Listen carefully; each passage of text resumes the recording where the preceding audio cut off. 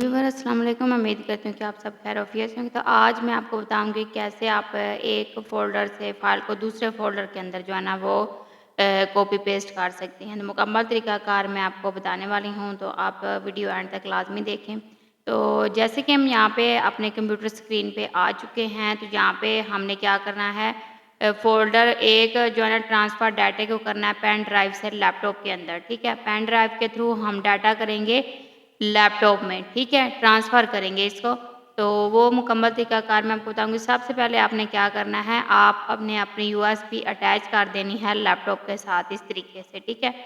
जैसे आप लैपटॉप के साथ अटैच करेंगे, आपको यहाँ पे मैसेज शो हो जाएगा, ठीक है। आप जैसे इसके ऊपर क्लिक करेंगे, तो आपके सामने ये वाला फ़ोल्डर आ जाएगा, ठीक है। तो यहाँ पे आपने क्या करना है, ओपन फ़ोल्डर पे क्लिक कर देंगे। यहाँ फिर आपको अगर ये फ़ोल्डर यहाँ पे मैसेज नहीं आता, तो आपने क्या करना है, आपने आ जाना है कंप्यूटर की प्रॉपर्टीज़ के अंदर, ठीक है। यहाँ पे आने के बाद आपने यहाँ पे क्लिक करना है और नीचे देखें आपको ये सारी ऑप्शन शो हो रही हैं, ठीक है।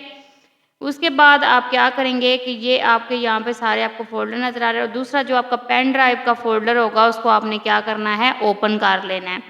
तो ये हमारी पेन ड्राइव का फ़ोल्डर है, हम इसको ओपन करेंगे। अगर आपने 2 या 3 फ़ाइल सेलेक्ट करनी है, तो आप कंट्रोल बटन के साथ क्लिक प्रेस करेंगे तो आप वो फ़ाइल को सेलेक्ट कर लेंगे। अगर आपने सारी फ़ाइल सेलेक्ट करनी है, उसके लिए आप कंट्रोल ए प्रेस करेंगे तो आप सारी जो है ना फ़ाइल सेलेक्ट कर लेंगे, ठीक है। अच्छा, अब बात कर लेते हैं इसको कॉपी करने के लिए, ठीक है। मैं यहाँ पे कंट्रोल के साथ क्लिक करके भी सारी फ़ाइल को सेलेक्ट कर सकती हूँ और कंट्रोल ए से भी, ठीक है। उसके बाद अगर आप इसके अंदर यूएसबी के अंदर से फ़ाइल को रिमूव करना चाहते हैं, तो आप कट कर लेंगे, ठीक है। अगर आप अगर यूएसबी में भी रखना चाहते हैं और अपने दूसरे फ़ोल्डर में लेके जाना चाहते हैं, तो उसके लिए आप कॉपी करेंगे। दूसरे फ़ोल्डर में आने के बाद आप इसको क्या कर देंगे, यहाँ पे पेस्ट कर देंगे, ठीक है। आपने जो भी मसलन फ़ोल्डर आपने यहाँ पे सिलेक्ट कर लिया, आपने न्यू जो है ना फ़ोल्डर बना लिया, ठीक है। अब यहाँ पे ये न्यू फ़ोल्डर बनाने के बाद आपने उसके अंदर पेस्ट कर दिया, तो ये देखिए इस तरीके से आपका डाटा जो है ना वो आपके कंप्यूटर में पेस्ट हो जाएगा।